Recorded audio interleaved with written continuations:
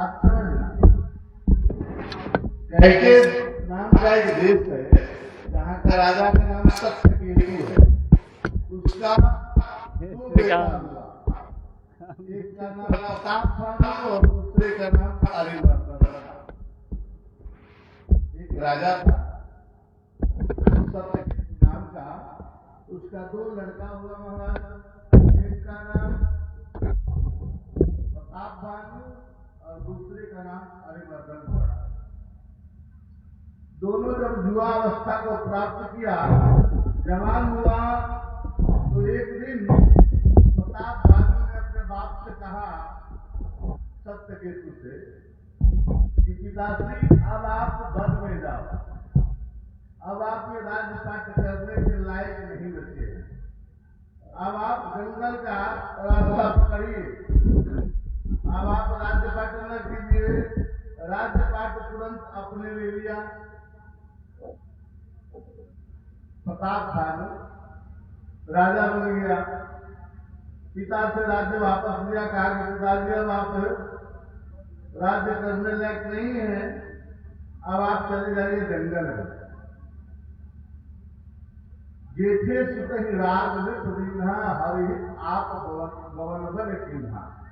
जेठे सुत ने बड़े लड़के को सत्यकेतु नाम के जो राजा थे उन्होंने राज्याभिषेक किया, राजा बनाया, और आप अपने आप भगवत प्राप्ति के लिए, भगवान के लिए भजन करने के लिए जंगल में चले गए महाराज।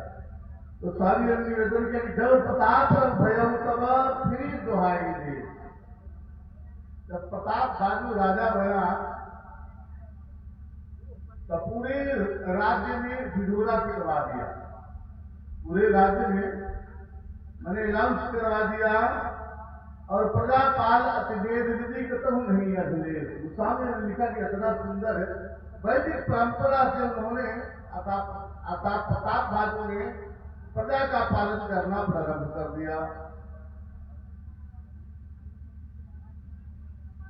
प्रताप बाजू में बड़ा धार्मिक विचार के राजा था, मगर फसना संयोग की बात है।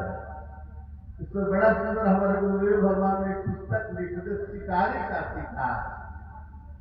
इस प्रसंग में शिकारी का शिकार हो जाता है, शिकारी शिकार बन जाता है। बड़ा सुंदर धर्म विधि से, वैदिक परंपरा से धर्म पूर्वक शासन करने लगा प्रताप खान, और बढ़िया बढ़िया मंदिर देवालय इत्यादि बनाया। कामधेनु भय भूमि सुहाई, सकल अवलिमंडल से निकाला, एक प्रताप खान महिपाला। बड़ा सुंदर ढंग से अपना शासन चलाया कुछ दिन। उसके बाद स्वामी ने निवेदन किया है कि भूप धर्म से वेद बखाने, सकल करई सागर सुख माने। वैदिक जितनी परंपराएं बताई गई है हमारे धर्म शास्त्रों बंधु, वेद में जितने प्रकार के धर्म बताए गए हैं, सारे धर्मों का पालन करता था सत्यकेतु का बेटा प्रताप खान। इतना सुंदर शासक था। मगर विप्र भवन आए, जितने भी देवालय थे, मंदिर था, स्थान था, सभी को पुनर्निर्माण कराया। अपने शासन काल में जितने भी मंदिर थे, जितने भी देवालय था, जितने भी तीर्थ स्थान था, सबको पुनः एक बार अपने ढंग से निर्माण कराया, उसका ढंग से बनवाया। और जहलक कहे पुराण श्रुति एक एक सब जा, बार सहस्त्र सहस्त्र निर्भर किए सहित अनुराग। जितने प्रकार के हमारे धर्म शास्त्र में यज्ञ बताए गए हैं, उन सभी यज्ञों को एक एक हजार बार किया। एक एक यज्ञ को एक एक हजार बार किया। बार सहस्त्र सहस्त्र पूरी, हजारों हजार बार एक एक यज्ञ। जैसे लक्ष्मी नारायण महायज्ञ है ना, तो उसको 1000 बार किया। हम लोग एक बार करने में परेशान होते हैं। देखो, यज्ञ भगवान समस्त मनोकामनाओं को पूर्ण करने वाले यज्ञ अवतार भगवान नहीं है, तो दूसरा नहीं है। सबसे सरल अवतार भगवान का यज्ञ अवतार कलयुग में माना गया है। गांव गांव में, घर घर में यह भी भगवान का 24 अवतार में आते हैं यज्ञ नारायण भगवान। यही मनु जी महाराज जी की मैं कथा पिछले सुनाया अभी, उन्हीं की एक पुत्री थी आकुति। आकुति प्रसूति एवं देहुति 3 कन्याएं थी उनकी। आकुति का विवाह मनु जी ने रुचि प्रजापति से किया था, जिनकी यहाँ यज्ञ नारायण भगवान बालक बेटा के रूप में उत्पन्न हुए और दक्षिणा देवी कन्या के रूप में उत्पन्न हुई। मनु जी महाराज के वंशज में जाते यज्ञ नारायण भगवान। इसलिए प्रताप भानु ने 12 सहस्त्र पुरी किए सहित अनुराग, और अनुराग पूर्वक मैंने प्रेम पूर्वक यज्ञ को किया। एक एक यज्ञ को 1000 बार किया। जो भी धर्म शास्त्र में यज्ञ बताए गए हैं, सारे यज्ञ को 1000 बार यज्ञ को करता था। इतना धर्मात्मा राजा था, धर्म का आचरण करने वाला राजा था। एक दिन की बात है, चढ़ीधर बाज बार एक राजा मृग्या कर सब साज संभाला। राजा प्रताप भानु एक दिन शिकार करने के लिए निकला, तो महाराज विंध्याचल गंभीर बन गए, पुनीत बहुमारत भये। विंध्याचल पर्वत के गंभीर घनघोर जंगल में गया शिकार करने के लिए। संजोग अच्छा नहीं था, वहां फिर देख बराहो एक बड़ा सुअर को जंगल में देखा। वो अरुण सुअर था। एक शिकार करने के लिए राजा गया है, तो एक सुअर को देखा जंगल में, तो बड़ा अच्छा लग रहा था, देखने में कुछ अद्भुत लग रहा था। अब उस सुअर को पीछे पड़ गया राजा उस सुअर के पीछे पड़ गया, और वह कोई और नहीं था। राजा जब प्रताप भानु जवान हुआ था ना, तो महाराज विश्व विजयी होने के लिए एक बार चला अपने सेना फौज को लेकर के, और जितने मार्ग में राजा महाराजा मिले सबको महाराज हराता गया, और फिर सबको हरा दिया। सबको हरा करके और सब पर अपना जो टैक्स होता है वो बांध दिया कि साल में तुम इतना देना, तुम्हें तो ऐसा करके व्यवस्था बना करके, और स्वयं सब राजाओं का महाराजा बन बैठा। उसी में से जो एक राजा था वह टैक्स देने से इनकार कर दिया कि जब हम हार ही गए तो तुमको टैक्स का हार स्वीकार नहीं करेंगे। उन्होंने राज्य पाते छोड़ करके और जंगल में चला गया। वही राजा है जो माया से आज सुअर बना। वह राजा था, भजन किया, तपस्या किया, उसका फल ये मिला। तपस्या का इच्छा से जो इच्छा हो वैसा स्वरूप तुम बना सकते हो। जब जैसा चाहोगे तो ऐसा स्वरूप बना सकते हैं। वही राजा में से आज एक राजा जिसको सुअर बन करके जंगल में दौड़ाया। राजा प्रताप भानु का नजर पड़ा, उसका पीछा किया।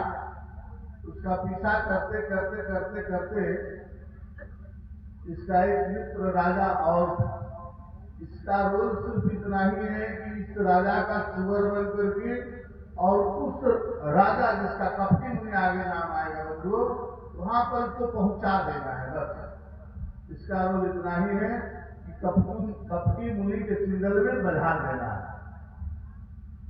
यह सुअर बन के राजा को घोड़ा के साथ कभी नजर आए, कभी छुप जाए, कभी दिखे, कभी न दिखे। ऐसा करते करते राजा को भयंकर जंगल में लेकर चला गया। महाराज नील महीधर शिखर समय देख विशाल बड़ा चप्पर चलाए कृपा हाथी हो भाव। राजा उसके पीछे दौड़ाया अपने घोड़े को अस्त्र शस्त्र लेकर के, और महाराज प्रकट प्रगटत तुरंत जाय भागी, ऋषभक धूप चले उसन लागी। ऐसा छल तो माया से बना था सुअर, तो सुअर था नहीं, तो कपटी सुअर था, और कपट से बना था, माया से बना था, तो माया जानता था। तो राजा जब करीब आए तो महाराज भाग जाए, राजा जब दूर जाए तो दिखाई देने लगे। ऐसा करते करते राजा को बढ़ा करके वह सुअर जंगल के विंध्याचल के गंभीर बन गए, भयंकर जंगल में लेकर चला गया। भयंकर जंगल में लेकर चला गया और वहां महाराज जाने के बाद राजा रात्रि हो गई, सायंकाल हो गया, इसलिए राजा बेचैन हो गया महाराज। और कुछ दूर जाने के बाद राजा थक नहीं गया, घोड़ा भी थक गया, कितना देर दौड़ाए घोड़ा को और अपने को। राजा को भूख प्यास सताने लगी।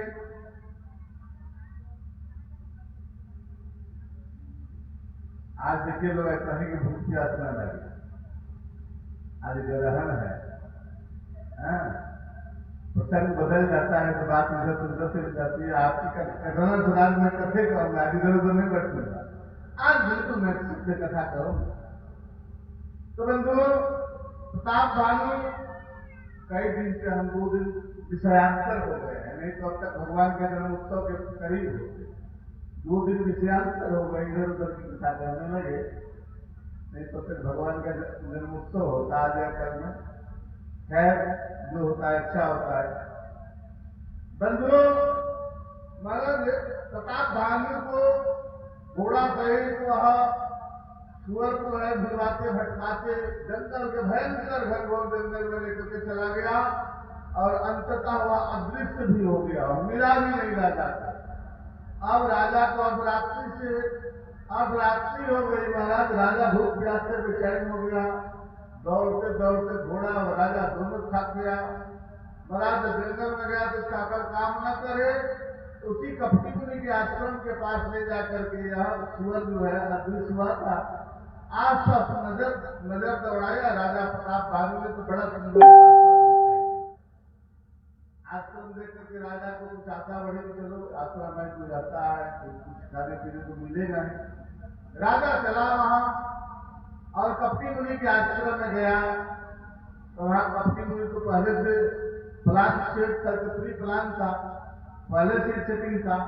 महाराज आश्रम में जाकर के वहां स्वागत पाया, कपटी मुनि पहले से बैठा था। गोस्वामी ने उसका परिचय भी दिया है कि जात देश छड़ाई, समर सेन सज गए ऊपर आई, समय प्रताप भानु कर जाने, आपन अति असमय अनिवार्य। वही राजा था जिसका आदेश प्रताप भानु ने छुड़ा लिया था। वह अपना विपरीत समय जान करके और प्रताप भानु को अनुकूल समय जान करके अपना राज्यपाट छोड़ करके जंगल में चला गया। यह वही राजा था। गयवन गृहमन बहुत गराने, मिला न राज अभिमानी, विशुल मार रंग राजा, विपिन बसई आपस के साथ। महाराज वही राजा था, यह जंगल में जाकर के रहने लगा। अब वहां यह राजा गया प्रताप भानु आज बज करके खर्च करके और जाकर के वहां उतरा, केवल भूखा प्यासा था, भूख प्यासा तड़प रहा था। उतर करके एक तरफ घोड़ा को बांधा और घोड़ा को बांध करके महाराज अपने थोड़ा भूपत लोग से ही सरवर दिन में दिखाए, वहां देखा कि एक महात्मा बैठा हुआ है। जाकर के महात्मा के चरणों में प्रणाम किया। कपटी मुनि वहां बैठा है जो राजा को बधाना चाहता है। राजा व्याकुल था, वो उसके आश्रम से जाकर चरणों में प्रणाम किया और अपना निवेदन किया कि गुरुदेव मुझे बहुत जोरों से भूख प्यास लगी है। महात्मा ने कहा देखो सामने तालाब है, जाकर के तुम स्नान भी कर लो, जलपान भी कर लो और घोड़ा को भी स्नान करा करके जल पिला दो। ठीक है महाराज, ऐसा कह करके राजा सरोवर में गया, स्नान किया, स्नान करके आया। तो महाराज कपटी मुनि ने राजा प्रताप भानु को आसन दिया, बैठाया और कहा कि को तुम कसबन फिरे हो अकेले। अरे राजन, इस अर्धरात्रि में तुम अकेले कहाँ भ्रमण कर रहे थे? घोर जंगल में ही था। कपटी मुनि ने कहा कि चक्रवर्ती के लक्षण तो रे, तुम्हारा लक्षण तो बड़ा सुंदर लग रहा है, तुमको देखने से तो ऐसा लगता है कि कहीं का राजा महाराजा तुम हो। तो महाराज प्रताप भानु ने अपना परिचय देते हुए कहा कि महाराज मैं राजा नहीं हूं, मैं तो मंत्री हूं एक राजा का। एक राजा का मैं मंत्री हूं। महाराज नाम प्रताप भानु निशा सास सचिव मैं सुनहु महिषा। हे महाराज, हे मुनिवर, मैं प्रताप भानु नाम के राजा जो कैसे देश के हैं उनका मंत्री हूं, मैं राजा नहीं हूं।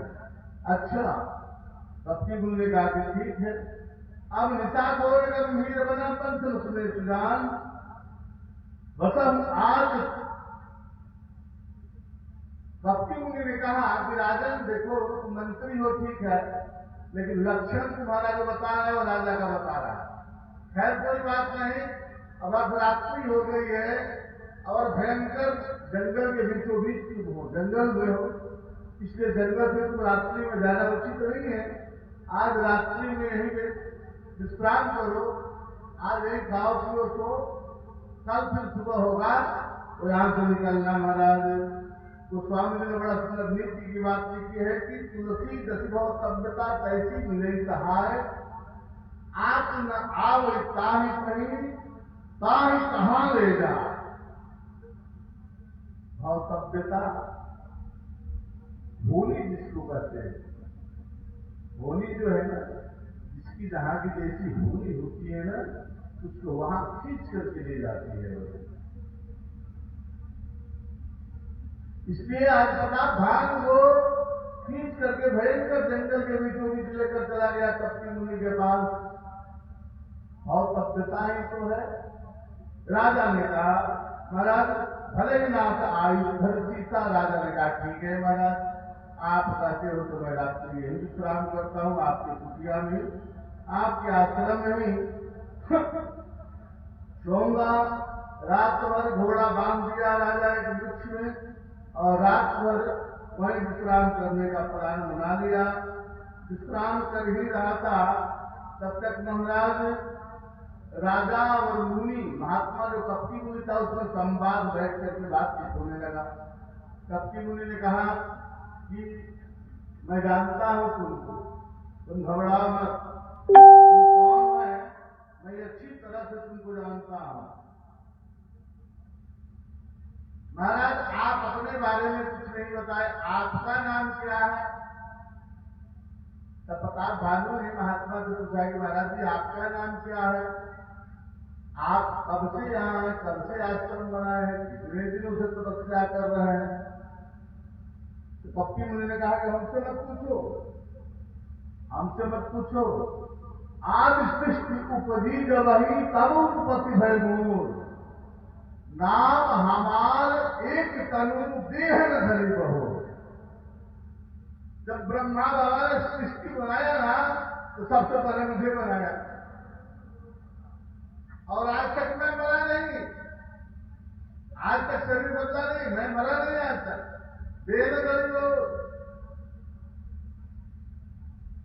और मेरा नाम यहां तक पूछ रहे हो तो मेरा नाम एक तनु है। अपना नाम बताया एक तनु, मैंने एक ही शरीर में रहने वाला एक तनु नाम बताया। और मुझे मरना मरना नहीं होता है, मैं मरा नहीं आज तक। आज सृष्टि उपजी जब वही तब उत्पत्ति भय मोर। जब ब्रह्मा बाबा ने आज सृष्टि की रचना किया तब उत्पत्ति मेरी हुई। और नाम हमार एक तनु देह न धरी हो। मेरा नाम एक तनु है, मैं दूसरा आज तक शरीर नहीं धारण किया। महाराज राजा को कहने लगा कि राजन मैं तुमको जानता हूं कि तुम कौन हो, क्या हो। महाराज जोश शोषित और चरण मामा। राजा ने कहा कि महाराज जी आप जो हो सो हो, अब आप कृपा करके मुझ पर आशीर्वाद बनाए अपना, और मुझे अपना शिष्य समझ करके महाराज मुझे आशीर्वाद दे, मुझ पर कृपा करे। कपटी मुनि ने कहा कि चिंता मत करो, जनि आचरज करहूं जगमाही, सुत तप से दुर्लभ कठिनाई। कपटी मुनि ने कहा कि राजन चिंता मत करो, मैं तुमको सब कुछ दूंगा, जो चाहोगे जो मांगोगे वही मैं तुमको दूंगा, इसमें घबराने की बात नहीं। जो मांगोगे वही तुमको मिलेगा। आज तक आग लगी और जबते भयो खाहूं कि एक दिन ग्राम न गए। अपना सफाई देते हुए कपटी मुनि कहता है कि जब से मेरा जन्म हुआ है तब से न तो मुझे कोई मिला और न मैं किसी से मिला, न मेरे पास कोई आया न मैं किसी के पास गया। आग लगी और जब से भयो काहूं के गृह ग्राम न गए, किसी के गृह ग्राम में नहीं गया मैं, जब से हूं तब से पड़ा हूं यहीं पर मरा। राजा बड़ा प्रभावित हुआ, राजा बड़ा प्रभावित हुआ कि महाराज जंगल में अकेले आप रहते हो, बड़ा मस्त महात्मा हो। तो राजा ने कहा कि मेरा तप के भंडार हो, जो चाहोगे तो। हाँ, क्या बात है। देखो, तप के बदौलत इस ब्रह्मा सृष्टि की रचना करते हैं, भगवान विष्णु इसका पालन करते हैं, भगवान रुद्र इसका संहार करते हैं। तब आधार सब सृष्टि, तब पर ही सारी सृष्टि आधारित है। भयो में पहुंचनी अनुरागा, कथा पुरातन कहे से लागा, कर्म धर्म इतिहास अनेका, करे निरूपण विभूति विवेका, उद्भव पावन प्रलय कहानी। लगा एक तनु अपना व्याख्यान देने महाराज राजा प्रताप भानु के सामने। प्रताप भानु का महाराज माथा घूम गया, इतना बड़ा ज्ञानी बाबा, इतना बड़ा व्याख्या सुनी नहीं। कितापत भय, इतना सुंदर सुंदर लंबा चौड़ा व्याख्यान कपटी मुनि ने दिया कि प्रताप भानु उस पर आकर्षित हो गए। अब प्रताप भानु तो समझ गया कि बस जो है जो दुनिया में ही है और कोई नहीं है। अब प्रताप भानु के सामने महाराज वह कपटी मुनि कहना शुरू किया कि सुनो नहीं असनीत जहतः नाम न कहूंगा, मुहि तुम्ही पर अतिप्रीत, सोई चतुरता विचार तवा। मैं समझ गया कि तुम चतुर राजा हो, क्योंकि जहां तहां अपना परिचय नहीं देना चाहिए, तुमने अपना अच्छा परिचय नहीं दिया, ओरिजिनल परिचय नहीं दिया, इसलिए मैं तुम पर प्रसन्न हूं। मैं समझ गया कि तुम बहुत चतुर हो। महाराज गुरु प्रसाद समझाने राजा, हे राजन, मैं गुरुदेव की कृपा से सब कुछ जानता हूं कि तुम कौन हो, कहां से आए हो, क्या चाहते हो। महाराज तब तो प्रताप भानु बड़ा प्रसन्न हुआ और प्रसन्न होकर के उस पर आकर्षित हुआ कपटी मुनि पर, और उनको एक तरह से समझो कि पूर्ण रूप से शरणागति हो गया कि महाराज अब तो आप ही मेरा कल्याण कर सकते हो। ठीक है राजन, घबराओ मत, चिंता मत करो, जो चाहोगे सब तुमको मिलेगा। क्या चाहते हो तुम बोलो, बता दो उससे क्या चाहते हो, क्या मांगना चाहते हो। तो प्रताप भानु जब मांगने का समय आया तो मांगा कि जरा मरण तन रहित दुख, समरदित जनिको। प्रताप भानु का जब मांगने का समय आया तब मांगा, एक छत्र रिपुहीन वही, राजकल्प सत हो। एक ही वाक्य में कई बार मांग लिया। पहले मांगा कि जरा मरण दुख रहित तनु, यह तन जो है जरा और मरण के अधीन है यह शरीर, इससे रहित हो जाए, मेरा शरीर कभी बुढ़ापा न आए और कभी मृत्यु न हो, अभी मैं मरूं नहीं, कभी बूढ़ा न हो, हमेशा जवान बना रहा। जरा मरण तन रहित दुख, और समर जिताए जानी कोई युद्ध में मैं कभी हारू ही नहीं कहीं पर भी, और एक छत्र रिपुहीन मही, राजकल्प सत हो। धरती से मेरा दुश्मन समाप्त हो जाए, एक छत्र मेरा शासन हो जाए, और वो भी शासन राजकल्प 100 कल्प तक मैं राजा बना रहूंगा। भगवान से भी बड़ा आयु मांगा, भगवान से भी बड़ा शासन काल मांगा। ये मांगने का जब बारी आया तो राजा का स्वार्थ नित्य सिद्ध हो गया कि राजा कितना बड़ा परमात्मा, कितना बड़ा धर्मात्मा था। प्रजा के लिए कुछ नहीं मांगा, देवताओं के लिए, समाज के लिए कोई चिंता नहीं किया, कोई मांग नहीं किया, सिर्फ अपने आप के लिए जो मांगा तो मांगा कि मेरा शरीर बुढ़ापा से रहित हो जाए, आदि व्याधि न आए, मैं मरूं ही न,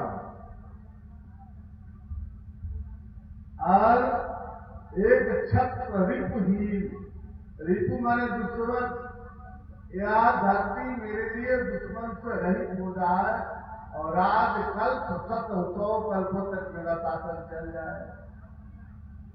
कप्ती मुनि तो तथास्तु का भंडार था। कप्ती मुनि ने तुरंत कहा कि महाराज तथास्तु, कहता पत्नी तो ऐसे हो, लेकिन कारण एक तक ही सुन सो। ऐसा ही होगा राजन, मगर एक काम करना पड़ेगा। ठीक है महाराज, क्या करना पड़ेगा? कप्ती मुनि ने कहा कि काल तो पद नाई सीता एक बिल्कुल छाड़ नहीं था राजन, काल भी तुम्हारे शरण में आया करेगा। कप्ती मुनि ने कहा बता भानु से कि काल भी तेरे शरण में आया करेगा, मगर एक विप्र कुल छाड़ नहीं, एक ब्राह्मण कुल को छोड़कर सभी लोग तुम्हारे शरण में रहेंगे, प्रणाम करेंगे, शरणागति स्वीकार कर लेंगे, लेकिन एक ब्राह्मण कुल जो है ना, वह तुम्हारा अधीन नहीं होगा। महाराज उसके लिए क्या करना पड़ेगा? तो महाराज कप्ती मुनि ने कहा कि ब्राह्मण को अपने पक्ष में करना है तो भाना है, अपने बस में करना है तो कुछ मत करो, एक काम करो, क्या तो खाली भंडारा खवाओ। देखो ब्राह्मण कैसे तुम्हारे यहाँ पीछे पीछे दौड़ेंगे, जैसे कहते हैं दही चूरा 10 कोस, दूसरी 18 कोस। ब्राह्मण को तो कल भंडारा चाहिए, जाते तो निमंत्रण है कि महाराज तुरंत दौड़े चले जाएंगे भंडारा चाहिए। प्रचलित पद्धति है। कप्ती मुनि ने कहा कि ब्राह्मण को बस में करना है तो देखो एक उपाय है, कपल मित्र सदावरियारा, इनके कोप न को रखवारा, जो भी प्रणवस करे उन्हें तो विद्य तो बस विद्य विष्णु महेशा, चरण ब्रह्म सनबरियाई सत्य कहूं तो भुजा उठाई, विप्र श्राप सुन नहीं पाला, तोर नाश नो कौनी काला। एक और उपाय बताया कि हर दिन राम बदन तुम तासु नाश न हो नूर अविनाश, तब प्रसाद सब कृपान दाना मोको सर्व काल कल्याणा।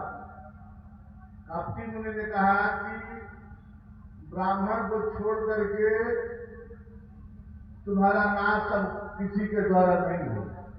तो कहा कि ब्राह्मण को कैसे फंसा, कैसे बधाए, कैसे प्रसन्न करे? तो कप्ती मुनि ने कहा कि ब्राह्मण को खाली खाए के लालच में होता, खाली खिलाओ, माल छुआ तो कोई चकाचक घुटवाओ ना, देखो पढ़े दसरे खुश हो जाएंगे। ब्राह्मण को खुश करना है तो सिर्फ आदर करो। देखो शास्त्र में मैं बार बार कहता हूं कि 3 की बड़ी महिमा गाई गई है, एक तो गुरुजन की, एक तो संतों की, और एक तो ब्राह्मणों की। सभी शास्त्रों में ब्राह्मणों की बड़ी गुणगान की गई है।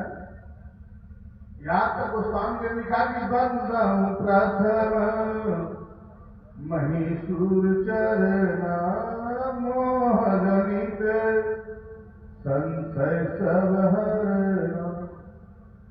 प्रथम वंदना मैं ब्राह्मणों का करता हूं जो मोह से उत्पन्न होने वाले समस्त संशय को हरण कर देते हैं। भगवान शंकर कहते हैं कि अवतरित रहो विप्रिय माना, मानव संत अनंत समान। अरे कागभूषुंडी को जब श्राप दिया तो महाराज शंकर जी गुस्सा हो गए। कागभूषुंडी का श्राप मिला है उज्जैन में, महाकालेश्वर उज्जैन के मंदिर में बैठ करके कागभूषुंडी जी मनुष्य रूप में थे तो पूजा कर रहे माला फेर रहे थे, आंख बंद करके माला फेर रहे थे।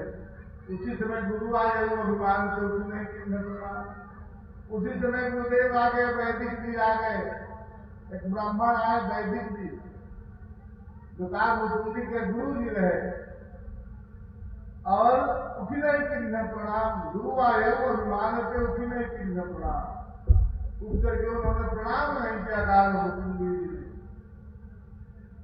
इतने में ही शंकर जी इतना गुस्सा हुए कि कह रहे दुष्ट वैसे रसी अजगरी पापी, अरे पापी तुम अजगर के समान बैठे रह गए हो। गुरु जी के आए तो उठ करके अभिवादन नहीं किया, प्रणाम नहीं किया। जाओ मैं श्राप देता हूं तुमको कि तुम अजगर ही बन जाओ, पड़े रहो।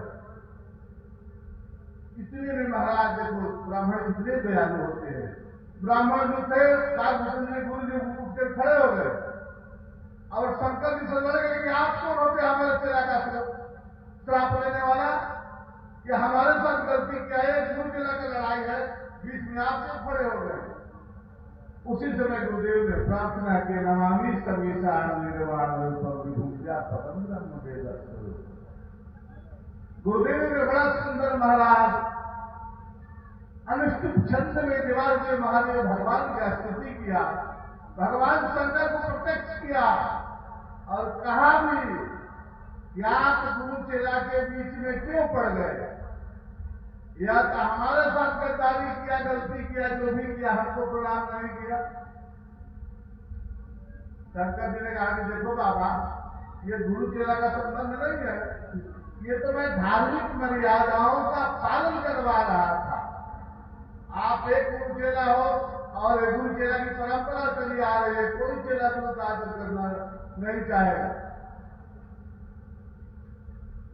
इसलिए हमने इसको श्राप दिया है।